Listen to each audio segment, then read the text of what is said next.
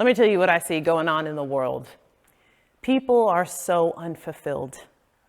And there is this significant amount of operating in a way that is so segmented. It's like part of them is over here and they show up in the next room and they got to leave part of what's happening in their life on the other side. They're not living what I consider to be a remarkable life. And people are afraid to heal. Quite honestly, they don't understand that on the inside of themselves are so many experiences beyond just what they have had happen to them in this lifetime. There are even things that are trapped in our DNA that are passed on from generations in the past.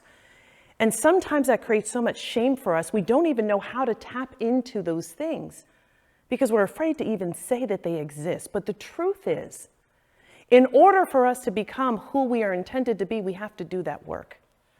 So for me, I am up to helping people heal.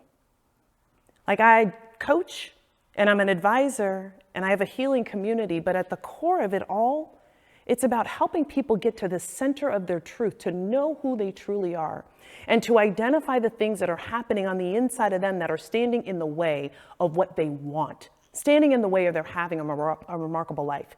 You know, people want a remarkable life, and they don't even know what it means. But they're like, yes, I know that's the thing. That's what I'm supposed to experience.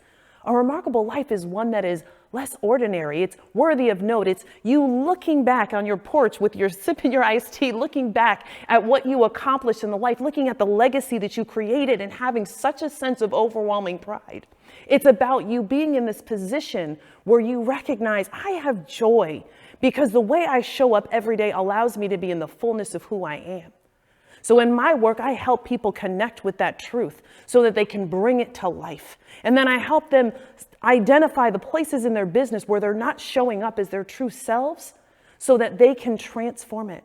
You see, we forget that who we are shows up wherever we go. And what that means is sometimes the issues and the problems that we have on the inside of us show up in the business. We might think that things are happening in our life outside of work, but we bring them right in. I have a client that I worked with who was going through a really difficult time in her marriage, and it began to show up in the way that she supported her clients. You would not have linked the two together because there was not a direct connection, but at the end of the day, her sorrow and the grief that she was experiencing were standing in the way of her showing up as her full self to be able to serve her clients. Once she was able to identify it, it didn't fix the grief of what was happening, but she was able to transform the way she showed up every day in the truth of who she was to connect with her clients and grow her business.